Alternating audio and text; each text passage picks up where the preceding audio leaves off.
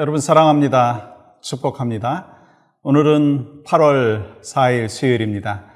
오늘 또 하나님 앞에 영광이 되시기를 간절히 소망하고요.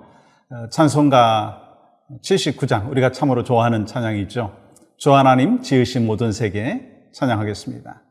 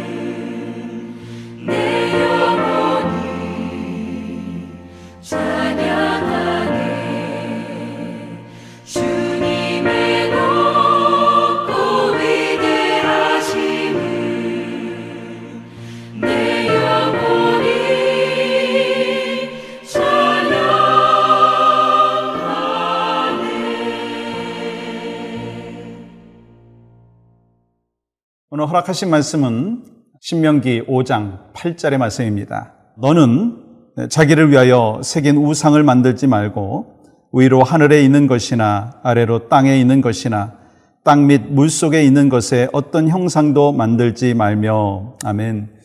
어제 나누었듯이 우리가 십계명의 말씀을 묵상해야 되는 이유가 있다면 두 가지입니다. 그 첫 번째는 21세기를 살고 있는 여러분과 저에게도 동일하게 하나님은 십계명의 말씀을 하고 계시다는 거예요. 지키라 말씀하시는 것이고, 또 두 번째는 우리가 십계명을 통해서 하나님의 마음을 알 수가 있다는 것입니다. 그러면 첫 번째 계명, 어저께 나누었던 계명이 뭐죠? 나 외에 다른 신을 내게 두지 말라라고 말씀하셨고, 두 번째 계명이 뭐예요? 너희를 위하여 새긴 우상을 만들지 말고 그것들을 섬기지 말라. 근데 우리가 잘못 생각하면 이 첫 번째 계명을 반복해서 두 번째 계명을 더 강조하기 위해서 주신 말씀이 아닌가 그렇게 생각을 할 수도 있는데요. 그렇지 않습니다.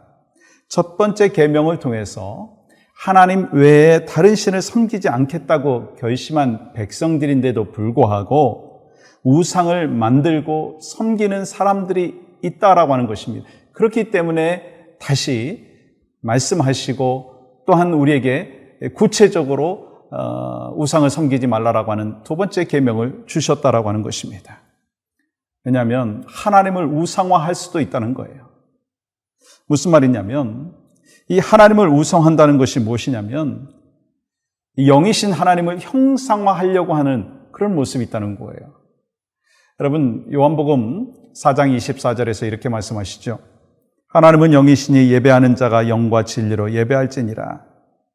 그러므로 보이지 않는 하나님을 형성하여서 예배하는 것도 참 일종의 어찌 보면 우상이라고 말씀하시는 거예요. 여러분, 모세가 이 40일 동안 호렙산에 있을 때 이스라엘 백성들은요, 어떤 일이 그들 가운데 있었는지 여러분 아시죠? 하나님을 섬겨야 하겠는데 하나님 앞에 나아가는 것이 두려웠어요.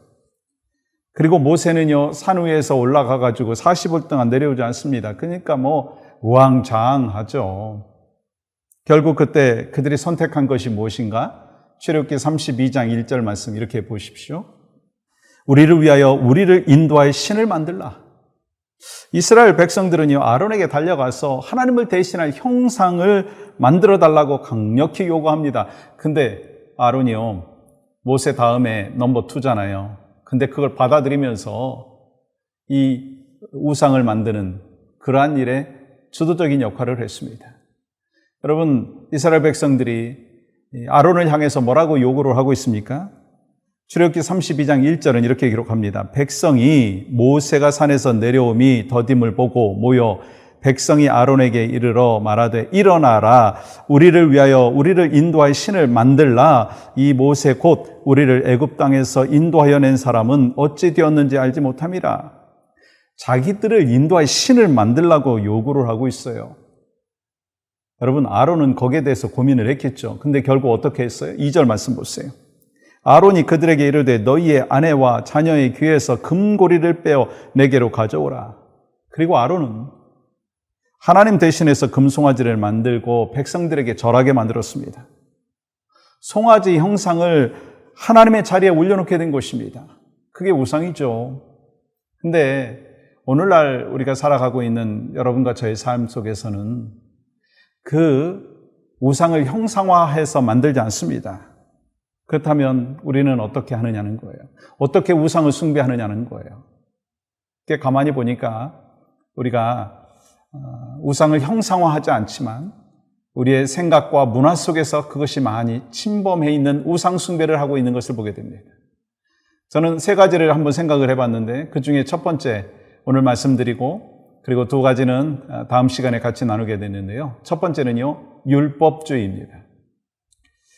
율법 자체가 문제가 있는 거 아니죠. 왜냐하면 하나님께서 우리에게 율법을 지키라 말씀하여 주셨고 율법을 주셨기 때문인 것입니다. 그래서 율법을 지킴으로 인하여서 더 거룩한 삶을 살아갈 수가 있습니다. 율법을 우리가 지키지 못해서 그렇지 율법이 나쁜 것이 아닙니다. 근데 나쁜 것이 있어요. 뭐냐면 율법주의가 나쁜 것이다라는 거예요. 여러분, 율법주의가 뭔가요? 이 하나님 앞에 나아가는 것이 두려운 인간이 하나님이 주신 그 율법을 형식화해서 그 율법을 어느 정도 지키느냐에 따라서 하나님을 잘 섬기고 있느냐 없느냐라고 하는 것을 기준으로 삼는다는 거예요. 율법의 잣대로 다른 사람을 평가하고 판단한다는 거예요. 말로는 하나님을 사랑한다고 하고 그리고 정말 주님 앞에 충성되게 헌신한다고 이야기하지만 마음은 하나님에게서 먼 사람들이 있습니다. 말씀보다 자기 기준이 더 강해요. 내가 복음이 강한 사람들이 있습니다. 자신의 생각, 자신의 가치관이 막 너무 강해가지고 하나님의 뜻, 자기 자신은 십자가에 못을 박아야 되는데 못 박은 것이 언제인지 기억도 못하고 그냥 자기 복음, 자기 생각이 나오는 사람들이 있어요. 여러분, 그 삶의 모습이 무엇입니까? 율법주의라고 하는 거예요. 자기의 율법을 주장한다는 거예요. 왜 갈라디아서 말씀을 주셨어요? 사도 바울이 볼 때 이 복음으로 세운 교회 안에 엉뚱한 일들이 벌어지고 있었습니다. 그 중에 하나가 바로 율법주의였어요. 교회 안에 율법주의가 들어오면서 할례와 그리고 또한 율법을 강조하면서 할례 받지 아니하면 구원받지 못한다라고 가르치게 되었다는 거예요. 물론 할례는 유대인들에게 중요한 의식이었습니다. 근데 할례를 율법주의로 만들어서 할례 받아야만이 하나님의 백성이 된다라고 하는 것을 강조하다가 보니까 그게 우상이 돼버리고 그것이 이 하나님보다 더 앞서고 복음보다 앞서는 어리석음이 되었다는 거예요. 저는 여러분과 저에게도 그 율법이 참 중요하고 율법을 우리가 지키지 못해서 그렇지 거룩한 부분을 분명히 알면서도 율법주의에 빠지면 그것이 바로 우상이라고 하는 것을 오늘 기억하시기 바랍니다. 내가 복음 혹시 여러분에게 있습니까? 그걸 내려놔야 돼요. 만약에 그것을 간직하고 있다면 그것이 바로 우상 숭배다라고 하는 것입니다. 오늘 또 하나님이 주신 참된 복음 안에서 살고 내 안에 혹시 우상이 있는가라고 하는 것을 생각하시면서 그것을 내려놓고 깨부시고 정말 복음 안에서 살아가는 여러분과 제가 되기를 주님의 이름으로 간절히 축복합니다. 오늘 주신 귀한 말씀을 기억하면서 합심해서 기도하기를 원하는데요.